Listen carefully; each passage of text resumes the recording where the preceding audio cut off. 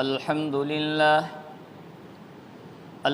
لله نحمده ونستعينه ونستغفره ونؤمن به ونتوكل عليه ونعوذ بالله من شرور أنفسنا ومن سيئات أعمالنا من يهده الله فلا مضل له ومن يضلله فلا هادي له ونشهد أن لا إله إلا الله وحده لا شريك له ونشهد أن سيدنا ومولانا محمدا عبده ورسوله صلى الله تعالى عليه وعلى آله وأصحابه وسلم تسليما كثيرا كثيرا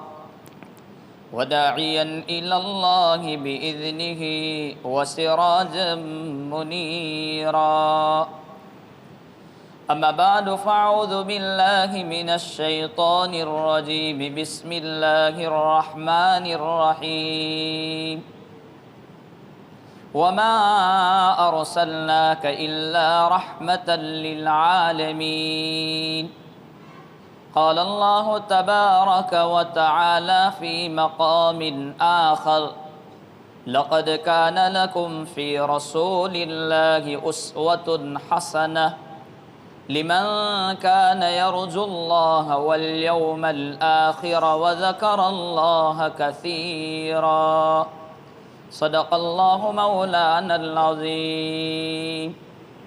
بلندیوں پر پہنچے سرکار اپنے ہی کمالات کی وجہ سے، شاعر بولو تھا بلغ العلا بکمالہ، کفر کے اندھیریوں کو نیست نابود کر دیا اپنے ہی جمال کی وجہ سے، شاعر بولو تھا کشف الدجا بجمالہ۔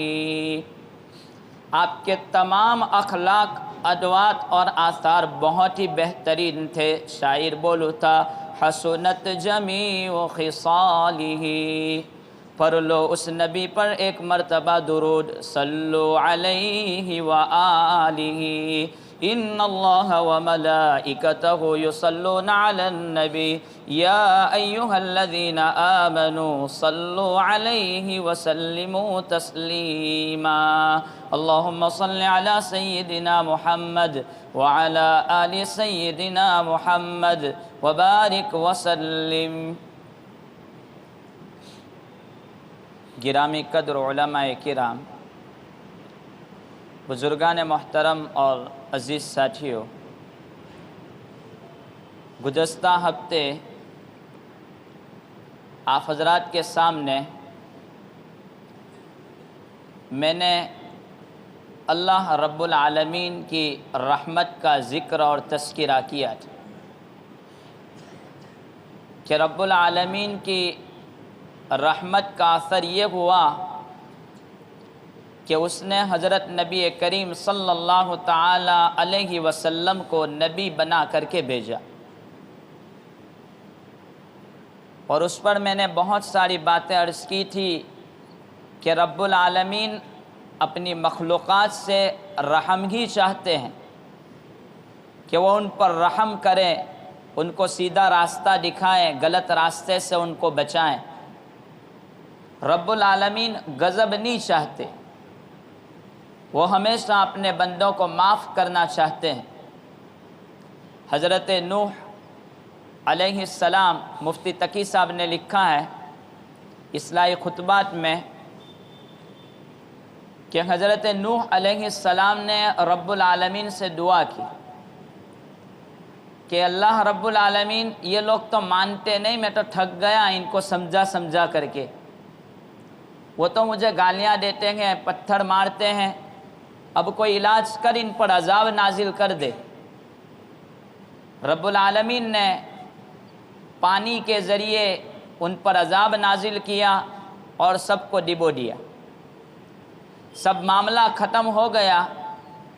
اس کے بعد رب تبارک و تعالیٰ نے حضرت نوح علیہ السلام سے عرض کی کہ آپ اب برتن بنائیں مٹی کے۔ چنانچہ حضرت نوح علیہ السلام نے مٹی کے برتن بنانا شروع کر دیے اور بہت ساری تعداد میں مٹی کے برتن بنائے۔ جب مٹی کے برتن بنا چکے تو اب پوچھا کہ اللہ اب کیا کروں؟ کہا کہ ایک ایک برتن کر کے اب توڑ ڈالو۔ حضرت نوح علیہ السلام نے عرض کیا اللہ تعالیٰ کتنی محنت سے میں نے ایک ایک برتن کو تیار کیا، اب اس کو توڑنے کا حکم دے رہا ہے۔ اللہ تبارک و تعالیٰ نے فرمایا کہ یہ انسان اور یہ بندے جن کو میں نے اپنے ہاتھ سے بنایا ہے، جب تو نے دعا کی کہ ان کو ہلاک کر دے تو میرے دل پر کیا گزری ہوگی۔ اس لیے میں نہیں چاہتا کہ میرے بندوں پر میں عذاب کا نزول کروں، میں ہمیشہ رحمت چاہتا ہوں۔ خیر، تو میں ذکر کر رہا تھا کہ رب العالمین کی رحمت کا تقاضا یہ ہوا کہ اس نے انبیاء کرام علیہم الصلاۃ والتسلیم کا سلسلہ جاری کیا، خصوصاً نبی اکرم صلی اللہ تعالی علیہ وسلم کہ امت پر احسان فرمایا، انسانیت پر احسان کیا کہ آپ کو نبی بنا کر کے بھیجا، اور آپ بھی سراپا رحمت، جس کو قرآن نے ذکر کیا، اللہ رب العالمین نے خود گواہی دی وَمَا أَرْسَلْنَاكَ إِلَّا رَحْمَةً لِّلْعَالَمِينَ کہ آپ مکمل رحمت بنا کر بھیجے گئے ہیں قوم کے لیے۔ آپ کسی کے لیے زحمت نہیں ہے، بلکہ خود رسول اکرم صلی اللہ تعالی علیہ وسلم کا ارشاد گرامی انما بعثت رحمتا ولم ابعث لعانا کہ میں رحمت بنا کر کے بھیجا گیا ہوں، میں ملعون بنا کر نہیں بھیجا گیا ہوں۔ حضرت نبی پاک صلی اللہ تعالی علیہ وسلم کا خود ارشاد۔ یہ تمام باتوں کے بعد صحابہ کرام رضی اللہ تعالی عنہم نے ان باتوں کو جب دیکھا کہ رب العالمین نے رحم کا معاملہ کیا، حضرت نبی پاک صلی اللہ تعالی علیہ وسلم ہمیشہ ہمارے ساتھ بھلائی کا معاملہ کرتے ہیں، ہمارا برا کبھی نہیں سوچتے، تو انہوں نے اپنی جانوں کو قربان کرنا، اپنے مالوں کو لٹا دینا، ان تمام باتوں کے لیے اپنی ذات کو، اپنے مال کو پیش کر دیا کہ جو نبی کا مذہب ہوگا وہ ہمارا مذہب ہوگا، جو نبی کا طریقہ ہوگا وہ ہمارا طریقہ ہوگا، ان کے طریقے کے خلاف نہ زندگی ہوگی، ان کے حکم کے خلاف نہ ہماری زندگی ہوگی۔ یہ صحابہ نے کہہ دیا، بلکہ روایتوں میں آتا ہے کہ صلح حدیبیہ کے موقع پر رسول اکرم صلی اللہ تعالی علیہ وسلم جب بیٹھے تھے اپنے صحابہ رضی اللہ تعالی عنہم کو لے کر کے، تو کفار کی طرف سے الگ الگ لوگ آئے۔ دوسرے نمبر پر بدیل ابن ورقہ یہ پہلے نمبر پر آیا تھا، بعد میں وہ مسلمان ہو چکے تھے، صلح کے لیے صلح نامہ لکھوانے کے لیے۔ دوسرے نمبر پر عروہ ابن مسعود آیا تھا، اس نے آ کر کے رسول اکرم صلی اللہ تعالی علیہ وسلم سے بات چیت کی۔ تیسرے نمبر پر سہیل ابن عمرہ آیا تھا، لیکن خیر دوسرے نمبر پر عروہ ابن مسعود نے آ کر کے رسول اکرم صلی اللہ تعالی علیہ وسلم سے جب صلح کی بات کی، تو اس میں جب دیکھا کہ نبی جب ٹھوکتے ہیں تو وہ ٹھوک بھی صحابہ اپنے ہاتھوں پر اٹھا لیتے ہیں اور اٹھا کر کے اپنی چمڑیوں پر مل دیتے ہیں، اور جب وہ وضو کرتے ہیں تو وضو کا پانی زمین پر نہیں گرنے دیتے، بلکہ وہ مائع مستعمل اور استعمال کیا ہوا پانی وہ صحابہ اٹھا لیتے ہیں اور اپنے جسم پر مل دیتے ہیں۔ جب یہ بات عروہ ابن مسعود نے دیکھی تو وہ اپنی قوم کے پاس گیا اور جا کر کے عروہ نے کہا خدا کی قسم میں بڑے بڑے بادشاہوں کے دربار میں گیا ہوں اور بڑے بڑے لوگوں کو دیکھا ہے، لیکن صحابہ جتنا مر مٹتے ہیں نبی کے لیے اتنا میں نے کسی کو نہیں دیکھا کہ وہ ٹھوک تو کیا پانی بھی زمین پر نہیں گرنے دیتے۔ ایسے لوگوں کو آپ نہیں ہرا سکتے، ان سے صلح کر لو، یہی آپ کے لیے بہتر ہے۔ حضرت نبی کریم صلی اللہ تعالی علیہ وسلم کی وفات ظاہری، جب دنیا سے آپ نے پردہ فرمایا، انتقال ہو چکا، تو انتقال کے بعد اعلان کرنے والے نے اعلان کیا کہ حضرت دنیا سے اب چلے جا چکے، دنیا سے تشریف لے گئے۔ جب پکار اعلان کرنے والا اعلان کر رہا ہے تو اعلان ہوتے ہوتے جب کھیتوں تک آواز پہنچی تو ایک صحابی کے کان میں یہ آواز پہنچی، وہ صحابی نے آواز سنی، اسی وقت اپنے رب کی طرف متوجہ ہوئے۔ صحابی نے کہا اے اللہ کے رسول، اب نبی دنیا سے تشریف لے جا چکے، تو اب مجھے اندھا کر دے، مجھے بہرا کر دے۔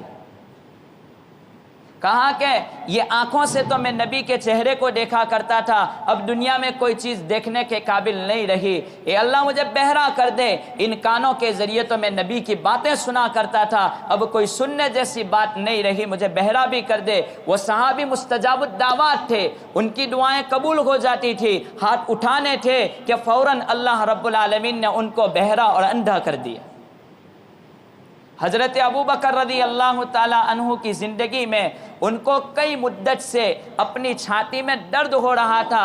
علماء مفسرین و محدثین لکھتے ہیں اس بات پر کہ ان کی چھاتی سے ہانڈی کے کھولنے کی طرح آوازیں آ رہی ہے، جس طریقے پر ہانڈی کو چولہے پر چڑھایا جاتا ہے اور ہانڈی جب کھولتی ہے اس کا پانی گرم ہو کر کے کھولتا ہے، اس طریقے پر حضرت ابو بکر کے سینے سے ان کا سینہ کھولنے کی آواز آ رہی ہے۔ ڈاکٹر اور حکیموں کو بلایا گیا، کوئی علاج نہیں۔ ایک ماہر حکیم کو بلا کر کے پوچھا آخر ابو بکر کی چھاتی کیوں کھولتی ہے؟ تو اس ماہر حکیم نے یوں کہا کہ جو کوئی ایسا آدمی جو ان سے بہت قریب تھا، جو اب دنیا سے رخصت ہو چکا ہے، جس کی وجہ سے ان کا سینہ کھول رہا ہے، جب تک وہ آدمی سے ملاقات نہیں کرے گا وہاں تک ان کا سینہ کھولتا رہے گا۔ بعد میں ابو بکر نے بتلایا کہ جب سے میرے نبی دنیا سے تشریف لے گئے ہیں اس وقت سے میرا سینہ کھول رہا ہے۔ یہ صحابہ کرام رضی اللہ تعالی عنہم کے محبت کے واقعے کے خالی وہ دعویٰ نہیں کرتے تھے، من وعن انہوں نے رسالت کو پہنچایا کہ یہ رسالت یہ کوئی ذرہ برابر تبدیلی انہوں نے نہیں کی۔ صحابہ نے ایک ایک بات کو، قرآن کا کوئی نقطہ ادھر ادھر نہیں ہوا، میرے نبی کیسا چلتے تھے ذرا بھی تکلف نہیں، جیسا تھا اس کو من وعن بیان کر دیا۔ یہود اور نصارہ نے کتابوں میں تبدیلی کر ڈالی، اپنے مذہب اور دھرم کو بدل ڈالا۔ قاری محمد طیب صاحب نے ایک بات لکھی ہے کہ ایک مرتبہ دہرادون میں ایک عیسائی بیان کر رہا تھا اور وہ ثابت یوں کر رہا تھا کہ حضرت عیسیٰ علیہ السلام یہ اللہ کے بیٹے ہیں۔ اس میں دارالعلوم دیوبند کا ایک طالب علم جو ابھی مکمل عالم نہیں تھا، وہ وہاں پہنچا، اس نے دیکھا کہ یہاں پر بات چیت ہو رہی ہے تو اس نے بحث کی، مناظرہ کیا، آپسی گفتگو ہوئی، تو یہ طالب علم ہار گیا۔ اس عیسائی نے کہا کہ نہیں، اللہ کا بیٹا ہے عیسیٰ۔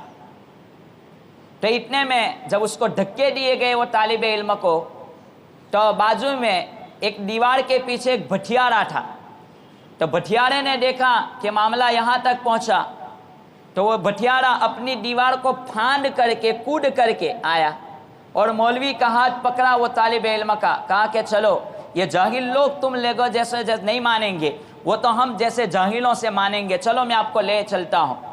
تو وہ بھٹیارا وہاں پر پہنچا اور عیسائی سے کہا تیرا کیا دعویٰ ہے؟ کہا کہ عیسیٰ اللہ کے بیٹے ہیں۔ کہا کہ ایسی بات ہے؟ کہا کہ میری بات سن، اللہ کی عمر کتنی ہے؟ کہا کہ نعوذ باللہ اللہ کی عمر کا سوال کرتا ہے۔ کہا کہ نہیں، اللہ کی عمر بتلا۔ تو کہا کہ اللہ کی عمر نہیں، وہ تو اس کی تو لامحدود زندگی ہے۔ کہا کہ ایسی بات ہے؟ کہا کہ یہ بات تو مانتا ہے؟ تو کہا ہاں، لامحدود زندگی۔ ٹھیک ہے، اللہ کو بیٹے کتنے؟ کہا کہ ایک بیٹا ہے، حضرت عیسیٰ۔ کہا اللہ کا بیٹا ہے، اب میری بات سن، میری عمر کتنے ہے؟ کہ 52 سال۔ میری 52 سال کی عمر ہے، میرے 11 بیٹے ہیں، میری 52 سال کی عمر میں 11 بیٹے ہیں، اللہ کی زندگی لامحدود، پھر بھی ایک بیٹا، تو یہ تو اللہ کی کمزوری کا پتہ چلتا ہے۔ چنانچہ یہودی اپنا مناظرہ، وہ عیسائی اپنا مناظرہ ہار گیا اور کہا کہ میں مان لیتا ہوں کہ یقیناً اللہ رب العالمین کی کوئی اولاد نہیں ہے۔ کہنے کا مطلب یہ ہے کہ صحابہ رضی اللہ تعالی عنہم نے من وعن اسلام کو ہم تک پہنچایا، اس میں کوئی رد و بدل اور تبدیلی نہیں کی۔ اللہ تبارک و تعالی نے قرآن کریم کو بھی اتارا، اور رسول اللہ صلی اللہ تعالی علیہ وسلم کو بھی بھیجا. صرف قرآن پر بس نہیں کیا. اگر قرآن پر کام چل جاتا, آدمی اپنے اعتبار سے کام چلا لیتا, تو دنیا گمراہ ہو جاتی. دنیا گمراہ ہو جاتی. جیسے ایک ڈاکٹر بڑی ڈگری حاصل کر لے اور ڈگری حاصل کرنے کے بعد اس کو سرٹیفکیٹ بھی مل جاوے, اب وہ کسی بڑے ڈاکٹر کے ہاتھ نیچے کام کیے بغیر دواخانہ کھول دے تو وہ قبرستان آباد کرے گا, دوسرا کچھ نہیں کرے گا. قبرستان آباد کرے گا. لیکن اگر وہ پریکٹیکل کرے گا تو وہ کوئی کام کرے گا قوم کے لیے. حضرت نبی پاک صلی اللہ تعالی علیہ وسلم بھی آئے, قرآن بھی آیا. اگر قرآن پڑھ کر کے کام چل جاتا تو قوم گمراہ ہو جاتی, اپنے اپنے طریقے سے مطلب نکالتے. حضرت عدی بن حاتم رضی اللہ تعالیٰ عنہ بہت بڑے صحابی ہے. ایک مرتبہ قرآن کی آیت اتری, کلوا واشربوا حتی یتبین لکم الخیط الابید من الخیط الاسود من الفجر. یہ روزے کا حکم ہے کہ صبح صادق سے روزے کی ابتدا ہوگی غروب آفتاب تک. تو اب اس میں یہ حکم ہے کلوا واشربوا, کھاؤ پیو, حتی یتبین لکم الخیط الابید, یہاں تک کہ سفید ڈوڑا, سفید دھاگا الگ ہو جاوے.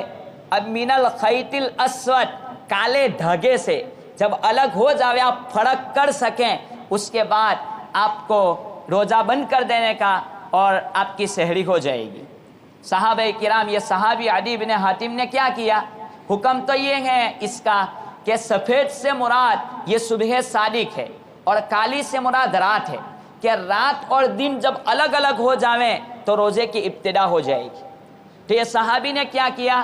دو دھاگے لیے, ایک سفید دھاگا لیا اور دوسرے دھاگے پر انہوں نے کالا کلر کیا, اور وہ کالا کلر کر کے انہوں نے اپنے تکیے کے نیچے یہ دونوں دھاگے اور دوڑے رکھ دیے. یہ صحابی رات کو سو گئے, پھر انہوں نے تو کھانا چالو کیا اور وہ ڈوڑے انہوں نے سامنے رکھے.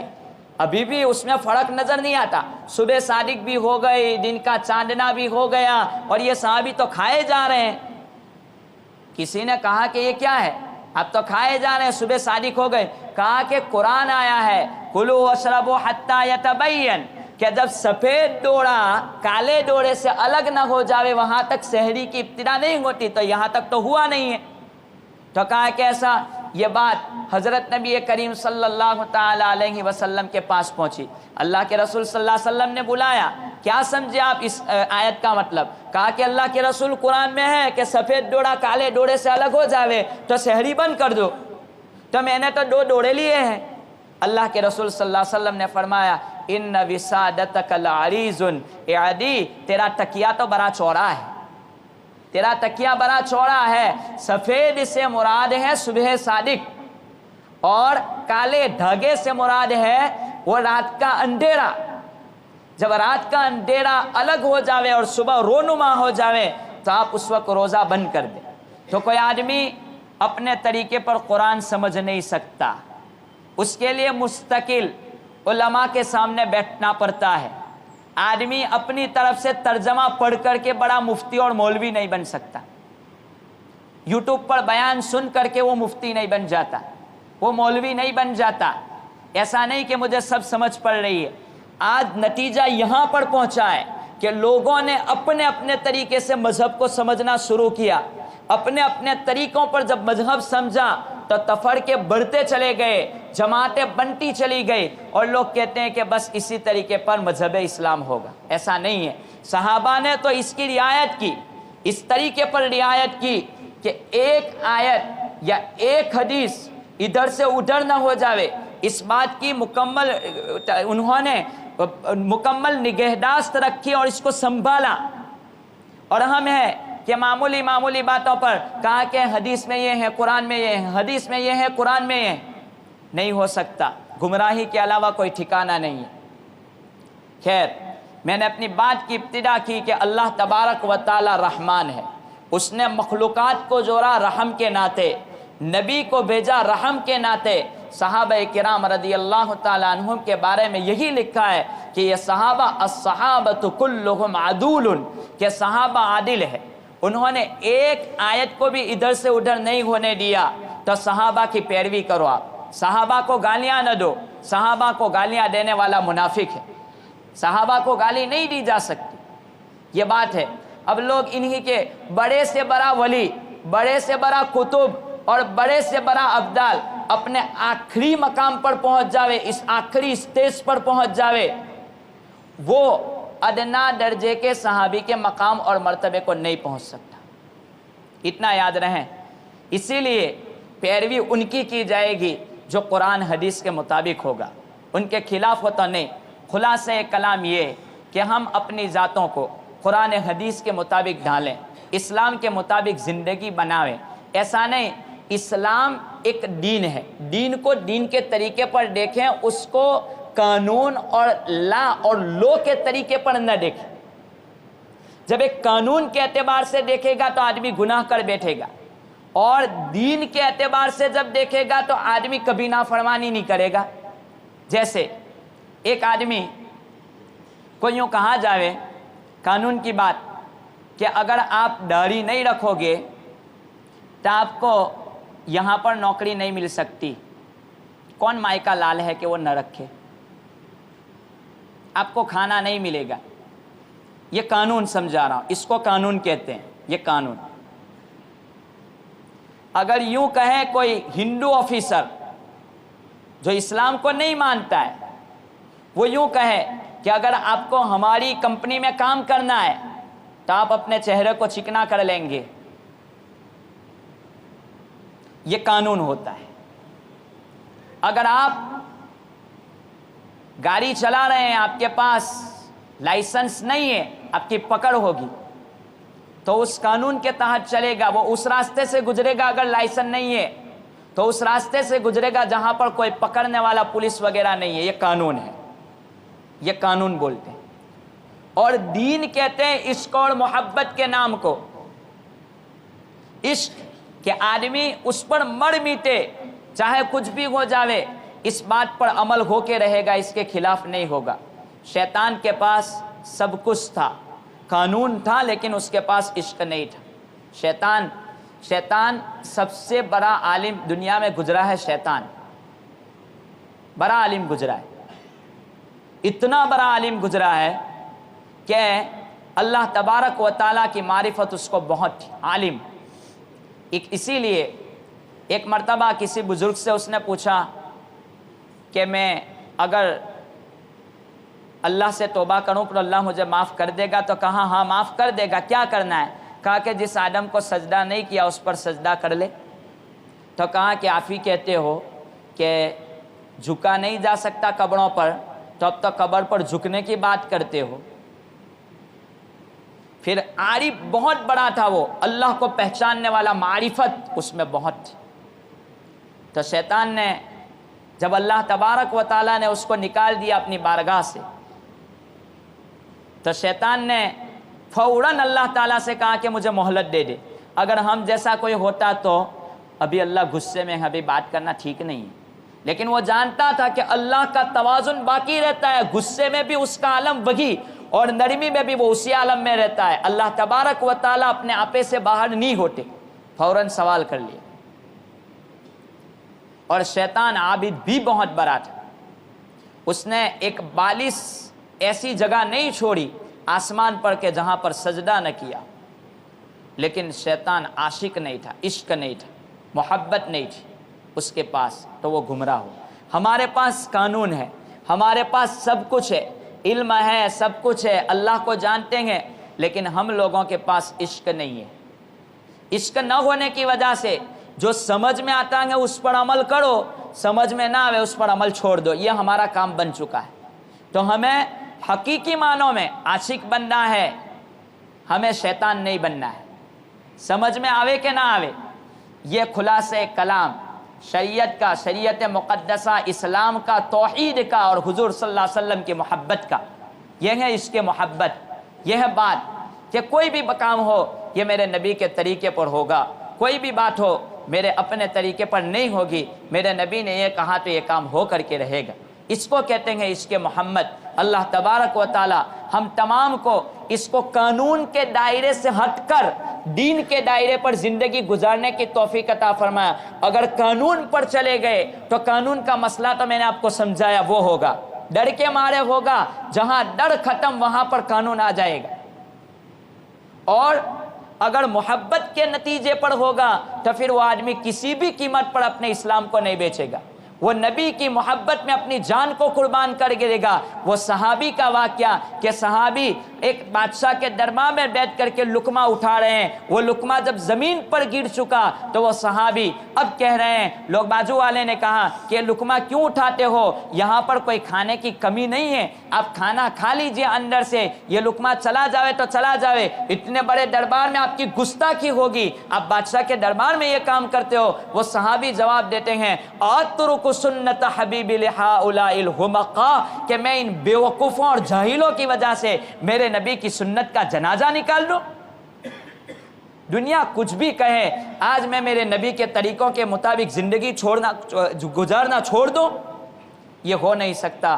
خلاصہ کلام کہ ہم اپنی ذاتوں کو نبی کے طریقوں پر ڈھالنے کی کوشش کریں، اور ہمارے اٹھنے سے لے کر سونے تک ہر سنت پر عمل ہو، بلکہ سنت طریقے پر ہمارا سونا ہو۔ اللہ تبارک و تعالی ان باتوں پر ہم تمام کو عمل پیرا ہونے کی توفیق عطا فرمائے۔ آمین۔ وآخر دعوانا الحمدللہ رب العالمین۔